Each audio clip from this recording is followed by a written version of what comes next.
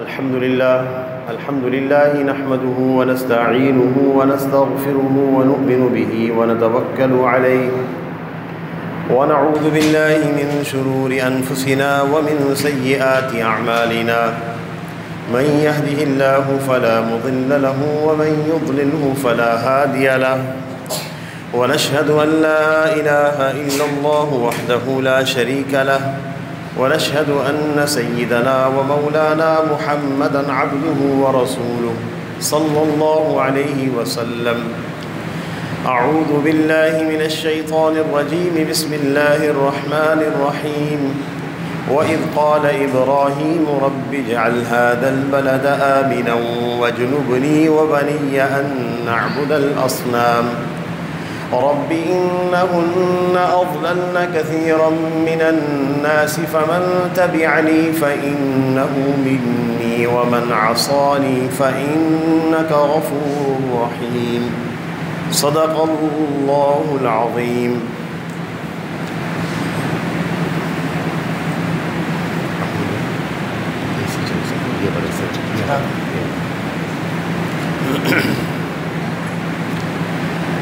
اللہ رب العزت نے قرآن پاک میں انبیاء علیہ السلام کے قصص بیان فرمائے ہیں. ان قصص میں ہمارے لیے بڑے سبق ہیں، تعلیم ہے، راستہ ہے. انبیاء علیہ السلام کے قصص میں سب سے بڑی تعلیم یہ ہے کہ انسان کو اس بات کا یقین ہو جاتا ہے کہ تمام حالات کا مالک اللہ ہے اور ان کے اختیار میں ہے. حالات کا رخ جس طرف چاہیں پھیر سکتے ہیں. انبیاء علیہ السلام کی تعلیم میں ایک بات اور ملتی ہے کہ اللہ تعالیٰ دلوں میں ایمان اور یقین کو مضبوط کر دیتے ہیں. جیسا کہ قرآن پاک میں آتا ہے وَكُلًّا نَقُصُّ عَلَيْكَ مِنْ أَنْبَاءِ الرُّسُلِ. اے نبی صلی اللہ علیہ وسلم، جتنے قصے نبیوں کے ہم آپ کو سناتے ہیں مَا نُثَبِّتُ بِهِ فُؤَادَكَ، ہم اس کے ذریعے سے آپ کے دل کو مضبوط کر دیتے ہیں. انبیاء علیہ السلام کے قصص میں حضرت ابراہیم علیہ السلام کا قصہ بہت سارے تعلیم اور سبق کو لیے ہوئے ہے. حضرت ابراہیم علیہ السلام کو جب اللہ تعالیٰ نے بیٹا عطا کیا اسماعیل علیہ السلام، تو اس وقت سے ان کی آزمائش شروع ہو گئی کہ اپنے بیٹے اور اپنے دودھ پینے والے بچے کو ہمارے حکم سے ایسی وادی میں چھوڑ کر آئیں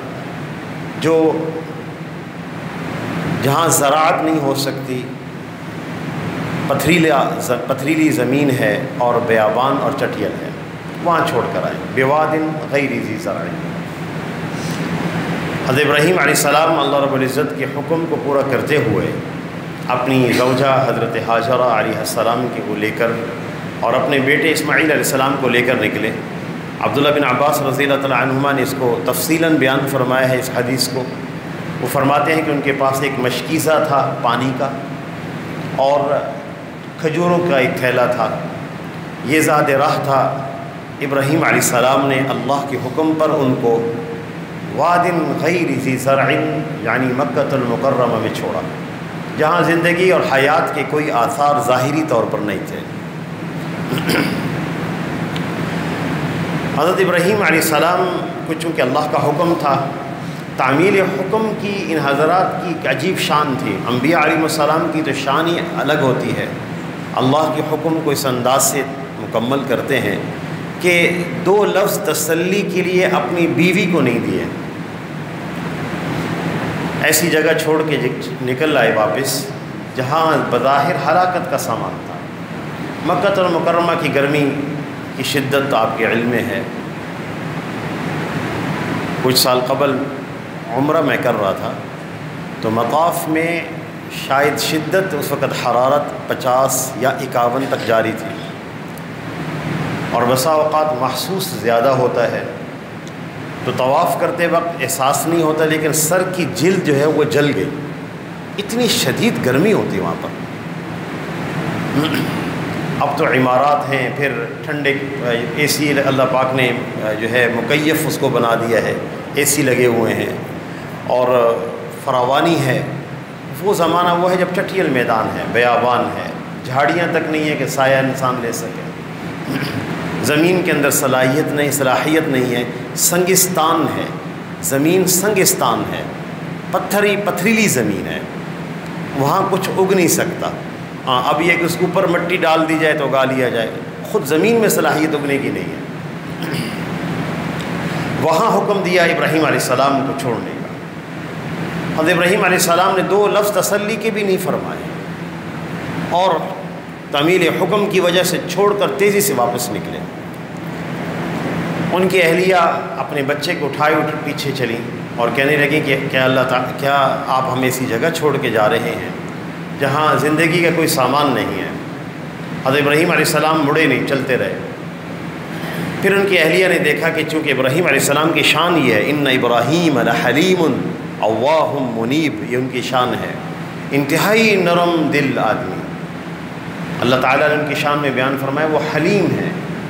ان کی اہلیہ نے سوچا کہ یہ تو نقصان نہیں پہنچا سکتے ہمیں، یقیناً اللہ کا کوئی حکم ہوگا. انہوں نے اتنا کہا کہ اللہ امرک، کیا اللہ تعالیٰ نے آپ کو حکم دیا ہے کہ ہمیں اس جگہ چھوڑ دیں آپ؟ حضرت ابراہیم علیہ السلام نے اس موقع پر مڑ کے فرمایا نعم، اللہ ہی کا حکم ہے. چونکہ گھرانہ ایسا تھا جہاں تربیت ہوئی تھی، خاندان نبوت تھا، تربیت کیسے نہ ہوئی ہوتی. اس لیے انہوں نے عجیب کلمہ کہا جو ہم سب کے لیے تعلیم ہے.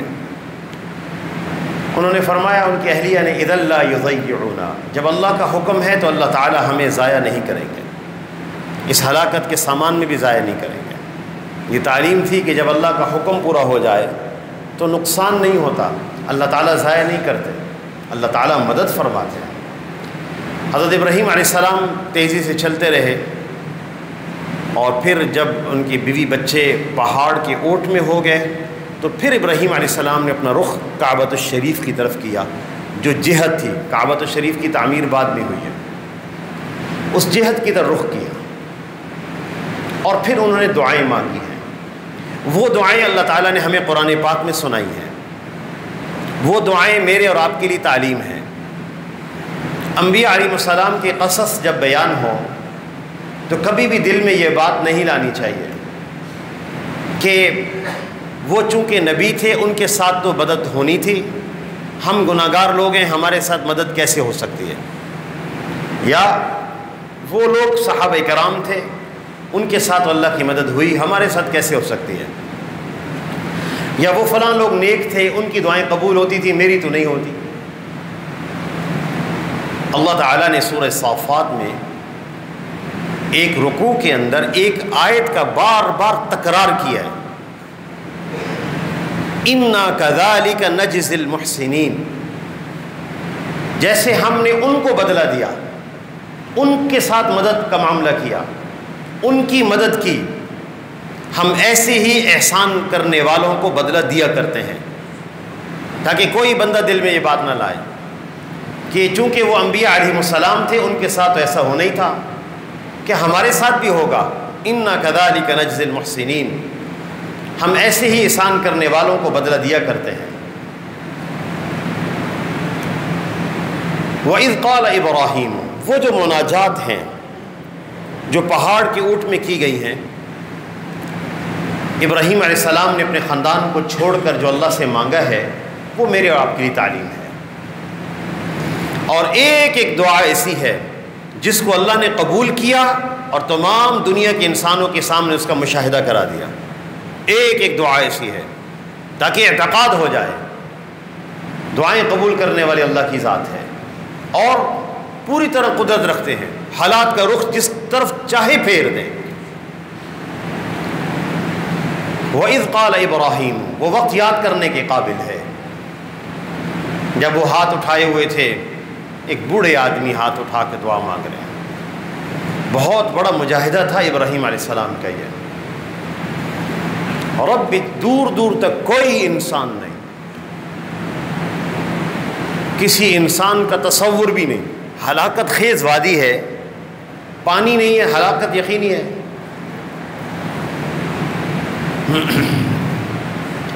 وَإِذْ قَالَ إِبْرَاهِيمُ، وقت یاد کرنے کے قابل ہے جب ابراہیم علیہ السلام نے دعا مانگی، رَبِّ اجْعَلْ هَذَا الْبَلَدَ آمِنًا، یہ پہلی دعا ہے ان کی، اے اللہ اس شہر کو امن والا بنا دیں، یہ شہر محفوظ ہو جائے، لہذا یہ شہر محرم ہے، محترم بنا دیا گیا ہے۔ محترم دو معنی میں ہے، یہاں کسی انسان کو مارا نہیں جا سکتا اور کسی وحشی جانور کو بھی قتل نہیں کیا جا سکتا،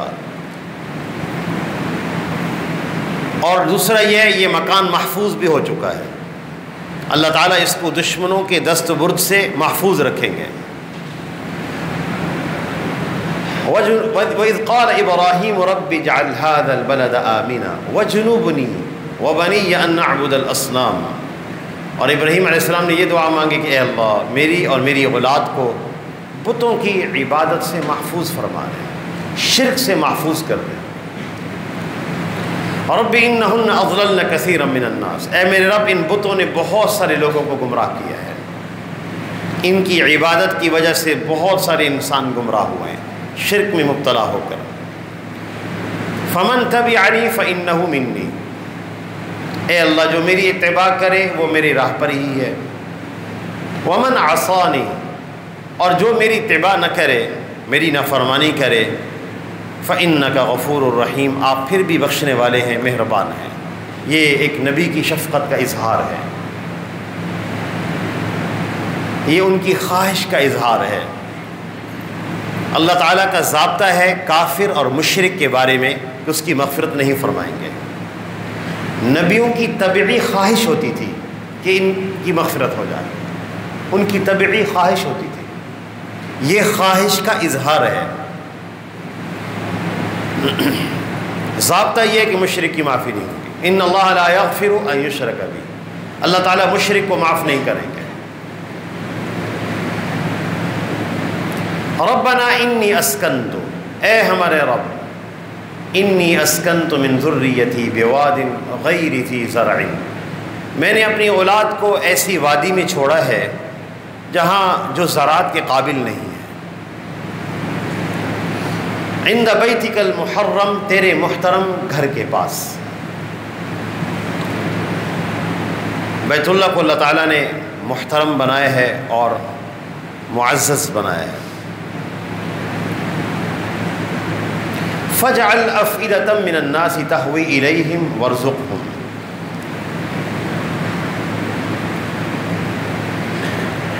رَبَّنَا لِيُقِيمُوا الصَّلَاةَ، ابراہیم علیہ السلام نے سب سے پہلی جو اولاد کے لیے دعا مانگی ہے اس ہلاکت کے نقشے میں، جب ہر طرف ہلاکت کا سامان تھا، پہلی جو دعا مانگی ہے ابراہیم علیہ السلام نے وہ یہ ہے، رَبَّنَا لِيُقِيمُوا الصَّلَاةَ، اے میرے رب وہ نماز قائم کرنے والے بن جائیں۔ ابراہیم علیہ السلام جانتے تھے کہ قیام نماز پر اللہ تعالیٰ ان کو رزق عطا فرمائیں گے، نماز کی وجہ سے ان کی حفاظت ہو جائے گی، ان کو اللہ رزق بھی عطا فرمائیں گے، زندگی بھی عطا فرمائیں گے، برکتیں بھی عطا فرمائیں گے۔ اس لیے پہلی دعا جو انہوں نے اپنی اولاد کے لیے کی ہے، اپنے بچوں کے لیے کی ہے، لیقیموا الصلاۃ، وہ نماز قائم کرنے والے بنیں۔ ماں باپ کی پہلی سوچ، پہلی فکر یہ ہونی چاہیے کہ بلوغت سے پہلے اولاد نمازی بنے۔ اگر ہم ان کو نمازی بنا دیں دنیا کی ساری نعمتیں ان کے پاس جمع ہو جائیں گی، یہ اپنی پریشانیوں میں بھی نماز پڑھ کر اللہ سے دعا مانگ کر اپنا مسئلہ حل کرا لیں گے۔ اس لیے ماں باپ کی پہلی ذمہ داری ہوتی ہے اولاد نمازی بن جائے، بے نمازی نہ ہو۔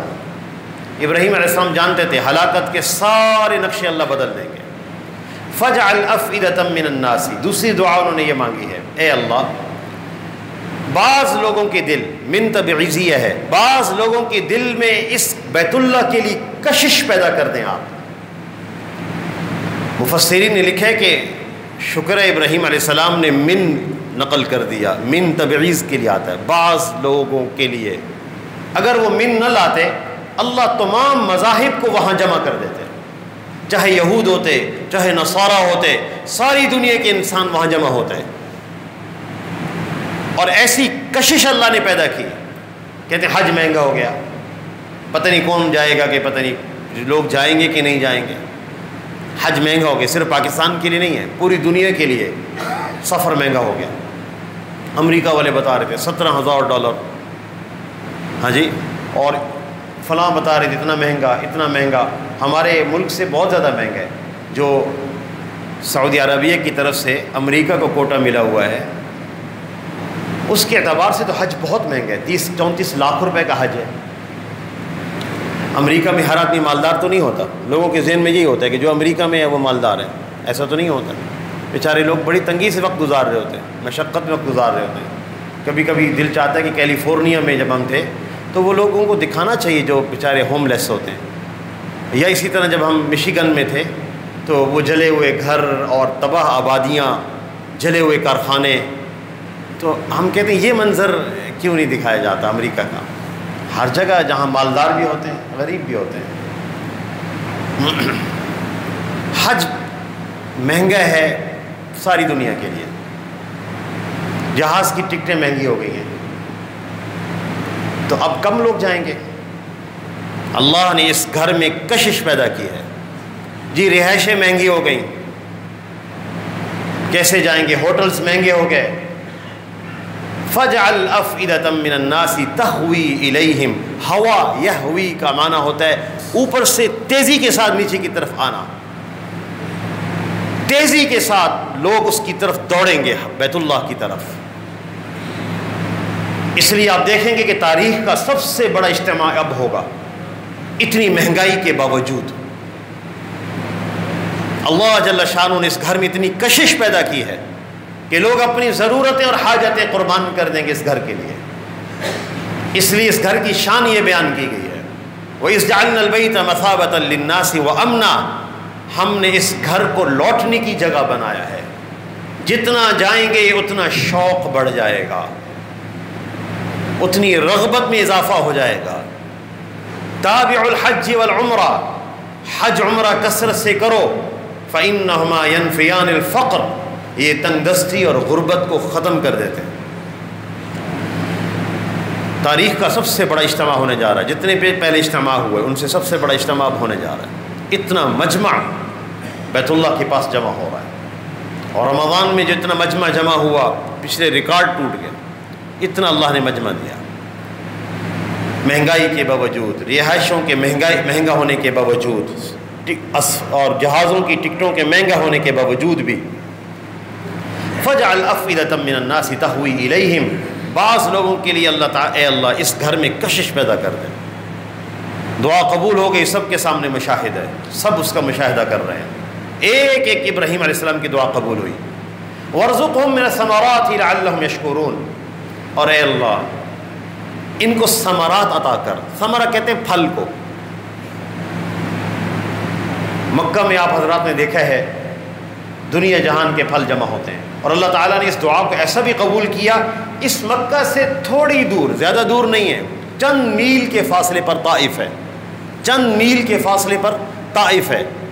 اللہ نے اس کی زمین کو انتہائی زرخیز بنا دیا تاکہ اس کے سارے پھل مکہ پہنچیں. اس کا انگور، اس کا انار، اس کی انجیر، اللہ نے اس کو ایسا بنایا کہ ایسے ذائقے دار پھل ہم نے نہیں کھائے جو طائف کے پھل ہیں، طائف کی انجیر ہے. وَارْزُقْهُم مِّنَ الثَّمَرَاتِ. ساری دنیا سے پھل یہاں جمع فرما دیں. ثمرہ عربی میں ما حصل نتیجے کو بھی کہتے ہیں، پھل کو بھی کہتے ہیں، ما حصل نتیجے کو بھی کہتے ہیں. کہ یہاں فیکٹریاں نہ لگیں، دنیا جہان میں فیکٹریاں لگیں، اس کے تمام نتائج مصنوعات یہاں آ جائیں. ثمرہ اس کو بھی کہتے ہیں. لعلہم یشکرون، تاکہ یہ شکر گزار ہوں. ابراہیم علیہ السلام کی اگلی دعا بڑی عجیب ہے جو میرے اور آپ کی تعلیم ہے اور ایک سوال کا جواب بھی ہے. بعض دفعہ ذہنوں میں ایک سوال آتا ہے، اللہ ہماری حاجتیں جانتے نہیں ہیں، اللہ کو پتہ نہیں ہے میں پریشان ہوں، اللہ تعالیٰ رحیم ہے، اللہ تعالیٰ دیکھ نہیں رہے میں کتنی پریشانیوں سے گزر رہا ہوں، مجھے کہنے کی کیا ضرورت ہے؟ ربنا انک تعلم ما نخفی وما نعلن. اے اللہ میں جانتا ہوں کہ میرے دل میں جو کچھ ہے آپ اس سے واقف ہیں، لیکن مجھے حکم ہے کہ میں اپنی ضرورت کو اپنے ہونٹوں سے ادا کروں اللہ کے سامنے. مجھے اس بات کی ضرورت ہے. ربنا انک تعلم ما نخفی وما نعلن. میں جو کچھ چھپاؤں، جو کچھ ظاہر کروں اے اللہ تو جانتا ہے. وما یخفی علی اللہ من شیء فی الارض ولا فی السماء، آسمان اور زمین میں تیرے سامنے کوئی چیز پوشیدہ نہیں ہے، لیکن مجھے حکم ہے میں اپنے ہونٹوں سے اپنی ضرورت کو اللہ کے سامنے ظاہر کروں. یہ اللہ مجھ سے چاہتے ہیں. الحمدللہ الذی وہب لی علی الکبر اسماعیل و اسحاق. ابراہیم علیہ السلام یہ دعا مانگ کر چلے گئے. حضرت حاجر علیہ السلام کے پاس وہ پانی کا مشکیزہ تھا اور چند کھجوریں تھیں. کتنے دنوں تک کام آتا. انہوں نے کیسا اس سخت گرمی میں گزارا کیا ہوگا جب کوئی سایہ نہیں تھا وہاں پر، اور کیسے وہ رات دن انہوں نے گزارے وہاں پر، اللہ ہی جانتے ہیں. اکیلی خاتون ہے اور بچہ ہے. جب پانی ختم ہو گیا اور بچہ پیاس کی شدت سے ایڑیاں رگڑنے لگا، تو پھر حاجرہ علیہ السلام جو ہیں وہ صفا پہاڑی پہ چڑھی. چھوٹی سی پہاڑی تھی صفا. دیکھتی تھی کوئی دور سے کوئی انسان مل جائے، نظر آ جائے. اضطراری کیفیت ہے ان کی، اضطراری. وہاں کس انسان کا کیا گزر، کسی جاندار کا کیا گزر، لیکن اضطراری طور پہ چڑھیں. شاید کوئی دور سے نظر آ جائے جس سے مدد لے لی جائے، کوئی قافلہ ہی گزر رہا ہو جس کو اشارہ کر دیا جائے. صفا پہ چڑھی. صفا سے جب نیچے اتری تو اسماعیل علیہ السلام چونکہ مطاف والی جگہ جہاں ماء زمزم ہے، بئر زمزم ہے، زمزم کا کنواں ہے جس جگہ دروازے کی سے تھوڑا سا ہٹ کے، وہاں لیٹے ہوئے تھے. تو جب یہ صفا سے اترتی تھیں تو اسماعیل اوجھل ہو جاتے تھے، نظر نہیں آتے تھے. تو ان کو ڈر لگتا تھا کہ شاید کوئی جانور نہ کھا جائے، تو وہ دوڑتی تھیں مروہ کی طرف. اللہ تعالیٰ کو ایک ایک ادا اس خاندان کی پسند آئی، ایک ایک ادا. وہ دوڑ کر مروہ چڑھتی تھیں، بیٹے کو دیکھتی تھیں زندہ ہے، پھر قافلے کی طرف دیکھتی تھیں نظر نہیں آتا تھا، اترتی تھیں. پھر ان دو وہ جگہ جس کو میلین اخضرین کہا جاتا ہے، وہاں اب سبز رنگ کی لائٹس لگی ہوئی ہیں، وہاں ہم نے ان کی سنت پر دوڑنا ہے. ہمارے بزرگ تھے مولانا سعید احمد خان صاحب رحمۃ اللہ علیہ، وہ فرماتے تھے کہ کیا شان ہے کہ اللہ نے ان کی سنت پر انبیاء علیہ السلام کو بھی دوڑایا. ہمارے نبی صلی اللہ علیہ وسلم بھی دوڑے ہیں. ان الصفا والمروۃ من شعائر اللہ. صفا اور مروہ اللہ کے شعائر میں سے ہے، وہ پہاڑیاں. اس خاندان کی ایک ایک ادا کو پسند کیا گیا. 7 چکر ہیں حضرت حاجر علیہ السلام کے. اس پر حضرت جبرائیل علیہ السلام اترے اور انہوں نے ان کی ایڑیوں کے پاس آ کر پر مارا تو پانی کا چشمہ جاری ہو گیا. حضرت حاجر علیہ السلام دوڑ کر آئیں. عبرانی زبان میں زم زم کہتے ہیں رک جاؤ رک جاؤ. تو حاجر علیہ السلام نے اس پانی کو کے پاس باڑ باندھنی شروع کی اور یوں کہتے شروع کی زم زم رک جاؤ رک جاؤ. تو روایت میں حدیث میں آتا ہے کہ اللہ تعالیٰ ان پہ رحم فرمائے. اگر وہ پانی کو نہ روکتی اس طرح تو وہ پانی ایک نہر کی مانند، دریا کی مانند جاری ہو جاتا. تو حاجر علیہ السلام نے پانی کو روکا. اسی پانی کی وجہ سے قبیلہ جرہم آ کے آباد ہوا اور اللہ نے وہ پانی ایسا بنایا ہے، الماء زمزم لما شرب لہ. مائع زمزم ایسا پانی ہے جس مقصد کے لیے پئیں وہ مقصد پورا ہو جاتا ہے. اور یہ ایسا پانی ہے کہ دنیا میں اس کی کوئی نظیر نہیں ہے، دنیا میں اس پانی کی کوئی مثال نہیں ہے. یہ ایسا پانی ہے ماء زمزم. اس پانی سے افضل پانی تو وہ تھا جو حضور صلی اللہ علیہ وسلم کی دست مبارک سے جاری ہوا تھا صلح حدیبیہ سے غالباً واپسی کے بعد، اور یا غزوہ خیبر سے واپسی کے بعد. پھر اس کے بعد دنیا کا سب سے افضل پانی زمزم ہے. یہ طبی اعتبار سے بھی دنیا کا سب سے اچھا پانی ہے، طبی اعتبار سے. اس کے اندر جو اللہ نے معدنیات رکھے ہیں یا اس کے اندر جو اللہ جل شانہ نے منرلز رکھے ہیں، اس کی مثال دنیائی عالم میں نہیں ہے. سب سے اعلیٰ پانی، سب سے افضل پانی. الماء زمزم لما شرب لہ. ابراہیم علیہ السلام کی خاندان کی قربانی کو اللہ نے قبول کیا. ان کے خاندان کی قربانیوں کے آثار بھی اللہ نے باقی رکھے. وہ کنکریوں کی صورت میں ہیں جہاں مرد عورتیں دونوں کنکریاں مارتے ہیں جمرات میں. اور اسی طرح ان کے خاندان کے آثار میں سے بیت اللہ کی تعمیر بھی ہے. حضرت ابراہیم علیہ السلام اور اسماعیل علیہ السلام نے بیت اللہ کی تعمیر کی ہے، اور ان کے خاندان کے آثار میں سے قربانی بھی ہے، جو منحر منا پر انہوں نے اپنے بیٹے کو ذبح کیا، اللہ تعالیٰ نے اس کے بدلے میں فدیہ میں مینڈھا عطا کیا۔ عشرہ ذی الحجہ کے ایام بھی چونکہ قریب ہیں اور ایام شروع ہونے والے ہیں، پہلے 10 دن ذی الحجہ کے، آپ صلی اللہ علیہ وسلم کے ارشاد ہے افضل ایام الدنیا ایام العشر، دنیا کے سب سے فضیلت والے ایام، دنیا میں سب سے زیادہ فضیلت والے دن عشرہ ذی الحجہ ہے، یکم سے لے کے 10 ذی الحجہ تک کے ایام ہیں۔ اسی وجہ سے علماء نے لکھا ہے کہ یہ ایام رمضان کے دنوں سے بھی افضل ہے، رمضان کی راتیں عشرہ ذی الحجہ کی راتوں سے افضل ہیں، آخری 10 راتیں، اس لیے کہ آخری 10 راتوں میں، رمضان کی آخری 10 راتوں میں لیلۃ القدر کا امکان ہوتا ہے، اس لیے وہ راتیں عشرہ ذی الحجہ کی راتوں سے افضل ہیں، اور عشرہ ذی الحجہ کے ایام رمضان سے بھی زیادہ افضل ہیں۔ آپ صلی اللہ علیہ وسلم نے ان ایام کے اعمال بیان فرمائے ہیں، ان اعمال میں ایک عمل، تو اس سے بڑھ کر کیا فضیلت کی بات ہو سکتی ہے کہ اللہ تعالیٰ نے ان ایام کی قسم کھائی ہے، والفجر ولیال عشر، قسم ہے فجر کی اور 10 راتوں کی، والشفع والوتر، اور قسم ہے 9ویں ذی الحجہ کی، والوتر، اور قسم ہے 10ویں ذی الحجہ کی۔ اللہ تعالیٰ نے 9ویں اور 10ویں ذی الحجہ دونوں کی قسم بھی کھائی ہے، اس سے بڑھ کر کیا فضیلت ہو سکتی ہے۔ عشرہ ذی الحجہ کے جو اعمال ہیں ان میں سے ایک عمل روزہ ہے،